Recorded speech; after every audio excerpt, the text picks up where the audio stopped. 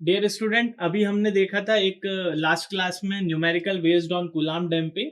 वो एक तरीके का न्यूमेरिकल था जिसमें डायरेक्ट आपको फोर्स कैलकुलेट किया था हमने with the help of normal reaction और उसका कोफिशिएंट ऑफ फ्रिक्शन भी। एक और टाइप का न्यूमेरिकल जो कि बहुत पूछा जाता है आपके यूनिवर्सिटी एग्जाम्स में, वो ये है: a body of mass 1 kg lies on a dry horizontal plane and is connected by a spring to a rigid support. ठीक है, 1 kg का मास है जो कि एक स्प्रिंग से connected. The body is displaced from the unstressed position by an amount equal to 0.255 metre with the tension in the spring at this displacement equals to 5 kg। ठीक है, ये पर्टिकुलर टाइप की लाइन जनरली पूछी जाती coulomb damping के case में। यहां समझने की कोशिश कीजिए। The body is displaced from the unstressed position. एक स्प्रिंग मास सिस्टम है, उसको अनस्ट्रेस्ड मतलब कोई भी फोर्स नहीं लगा हुआ है, सिंपल इक्विलिब्रियम में है। अब मैं उस बॉडी को मूव करने की कोशिश कर रहा हूं, डिस्प्लेस करने की कोशिश कर रहा हूं by an amount equals to 0.255 metre. उसका डिस्प्लेसमेंट दे दिया है कि मैं एक स्प्रिंग मास सिस्टम अगर है जो कि रिजिड सिस्टम के साथ है, उस मास को अब डिस्प्लेसमेंट देने की कोशिश कर रहा हूं and that amount of displacement is 0.255 metre, जो कि अनस्ट्रेस्ड कंडीशन में अब मैंने उसको दिया। With the tension in the spring at this displacement equals to 5 kg। अब यहां पर स्प्रिंग फोर्स की बात नहीं की गई है, बात की गई है टेंशन की। तो tension is also a type of force in their. बोल रहा है 5 kg का टेंशन आ रहा है, तो सबसे पहले तो मुझे इस टेंशन को स्प्रिंग फोर्स में कन्वर्ट करना पड़ेगा। उस स्प्रिंग फोर्स को कन्वर्ट करने के बाद मुझे पता चलेगा ना कि what is the value of stiffness के। So this type of line is there. आगे चलते हैं। And then released with zero velocity. अब क्या बोल रहा है? जीरो वेलोसिटी के साथ। तो केस क्या हो गया मेरा? स्प्रिंग मास सिस्टम है, केस क्या हो गया? ये for example horizontal spring mass system ही ले लेता हूं मैं। दिस इज मास, ये कनेक्टेड है रिजिड बॉडी से। इसको वो डिस्प्लेसमेंट, ये अनस्ट्रेस कंडीशन में है, इसको वो डिस्प्लेसमेंट दे रहा है 0.255 मीटर का। जैसे ही इसको डिस्प्लेसमेंट दिया, मास फॉर एग्जाम्पल यहां पर आ गया इतना, ये जो इस पोजीशन से इस पोजीशन तक मान लो एक्स अमाउंट का डिस्प्लेसमेंट हुआ। अब अनस्ट्रेस कंडीशन से 0.255 मीटर का उसको मैंने स्ट्रेस दे दिया, यानी डिस्प्लेसमेंट दे दिया। इस डिस्प्लेसमेंट के कारण इस स्प्रिंग में टेंशन जनरेट हो गई है। टेंशन कितना? 5 kg के बराबर टेंशन हो गया उसमें। ठीक है, जब भी ये टेंशन क्या होता है, जैसे फॉर एग्जांपल ये स्ट्रिंग है, इस स्ट्रिंग को मैंने यहां पर फोर्स देके कुछ इस पे सपोर्ट दे दिया, फॉर एग्जांपल बॉब दे दिया, तो बॉब का जो मास नीचे है, तो वो इस स्ट्रिच को, जो भी ये आपका थ्रेड है, इस थ्रेड में बॉब लगा हुआ है, उसका वेट डाउनवर्ड एक्ट कर रहा है।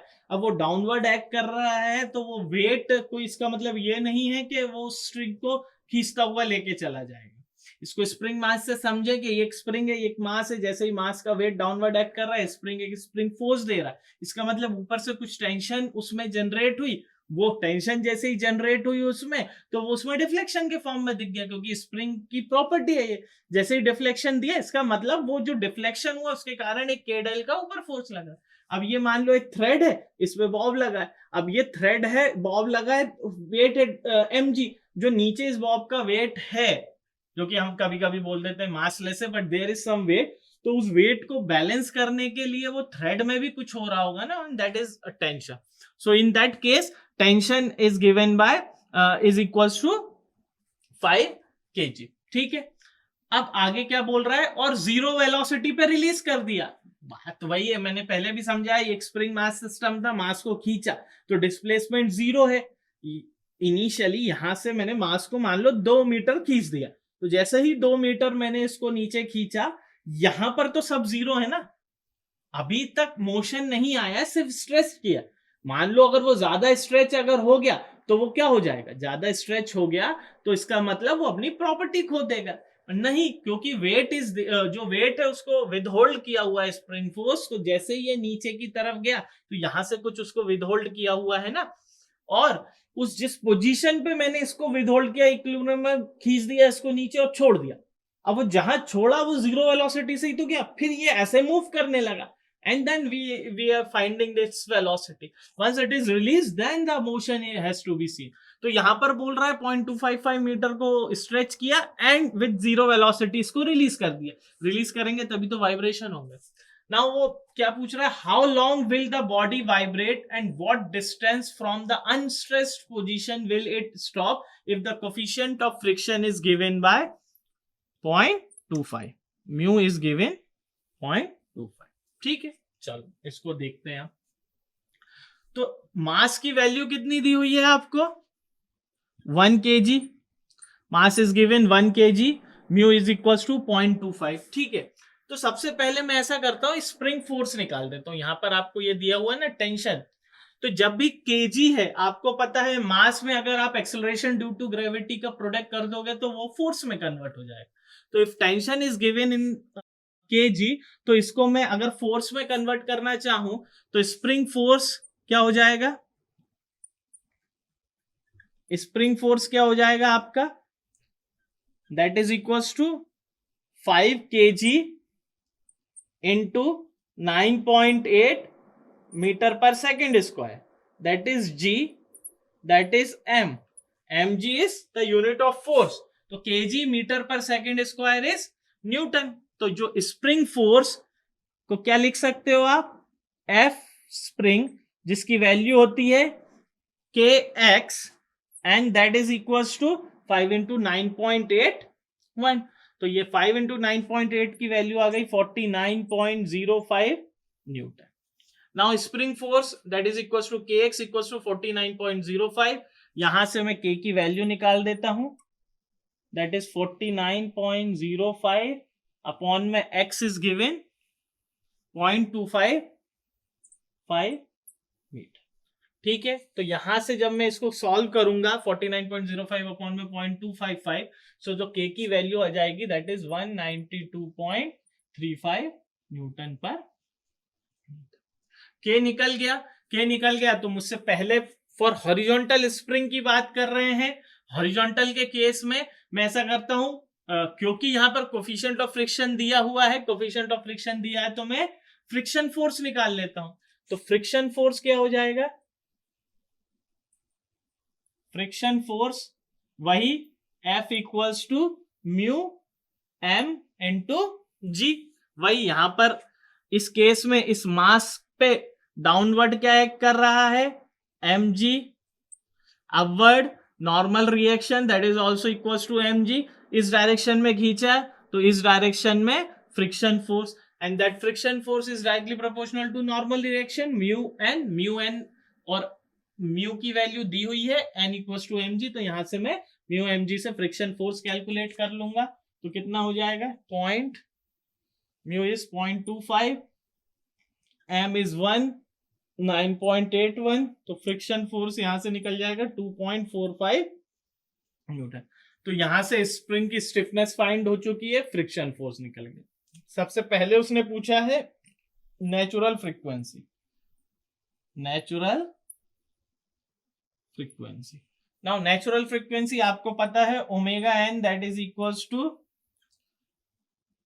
Under root K by, K की वैल्यू आप ऑलरेडी निकाल चुके हो 192.35, और m कितना दिया हुआ है 1, तो ओमेगा एन की वैल्यू निकल जाएगी, कितनी निकलेगी ओमेगा एन की वैल्यू, दैट इज 13.86 रेडियन पर। अब यहां पर ये क्वेश्चन आ रहा है कि मास आपने 1 kg क्यों लिया है, 5 kg भी है, तो ये यहां कंफ्यूज मत होइए, जनरली स्टूडेंट्स कंफ्यूज हो जाते हैं कि kg है तो 5 नहीं, 5 kg is given as a tension, उसको मुझे कन्वर्ट करना पड़ेगा न्यूटन में, तो it's a kind of force is there, not mass. System का जो मास है वो इस मास की वैल्यू है जिसको आप मोशन दे रहे हो, ये हमेशा ध्यान रखिए, जिस मास को आप मोशन दे रहे हो, डिस्प्लेसमेंट दे रहे हो, उसके बाद ही तो वाइब्रेशन की स्टडी करोगे, तो वो मास की वैल्यू को मुझे यहां पर पुट करना पड़ेगा, that omega N equals to 13.86। उसके बाद आपसे पूछा है total displacement of the body is given by 0.255 metre, ठीक है। अब मुझसे पूछ रहा है reduction in amplitude per cycle, that is reduction in amplitude per cycle. तो ये हमने लास्ट प्रॉब्लम में भी देखा था, it is given by 4F upon में K। तो 4 times of F that is friction force 2.45 Newton and K की वैल्यू है 192.35। तो यहां से तो reduction in amplitude per cycle कितना आ गया 0.0509 मीटर।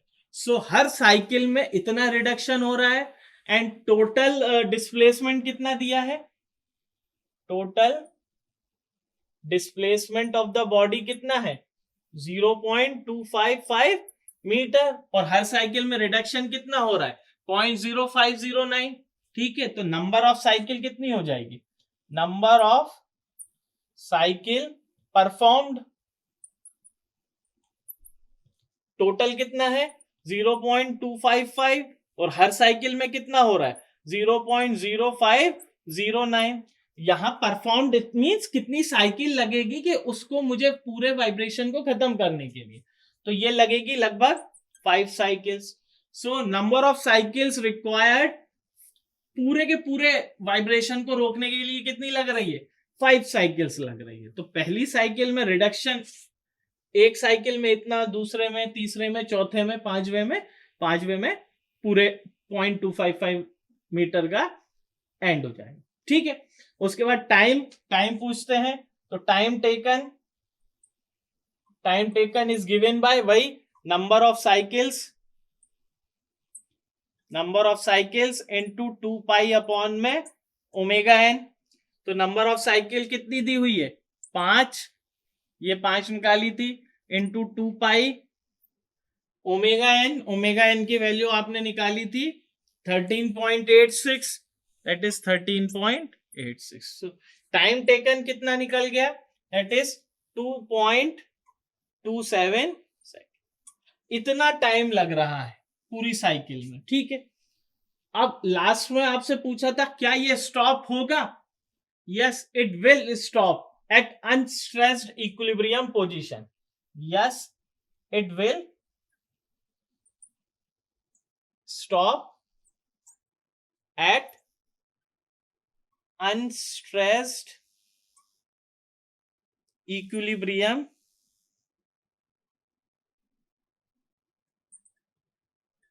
पोजीशन। उसने पूछा था क्या ये रुकेगा वापस उस अनस्ट्रेस्ड पोजीशन पे जिस पोजीशन से आपने इसको लिया, यस रुकेगा, क्योंकि जैसे ही आपने इसको 0.255 मीटर का डिस्प्लेसमेंट दिया, just imagine that is a spring और ये मास है, इस मास को मैंने इतना, यहां पर उसकी इनिशियल पोजीशन थी 0.255 मीटर का डिस्प्लेसमेंट दिया, जैसे ही यहां से 0.255 का छोड़ा इक्विलिब्रियम में आया, इक्विलिब्रियम क्रॉस किया पहली साइकिल में, फिर रिडक्शन हुआ, यहां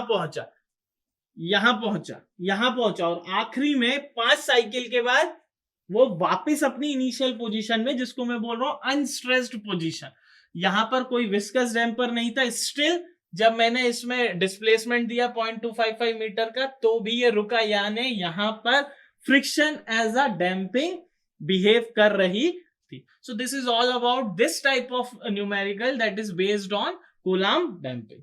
थैंक यू।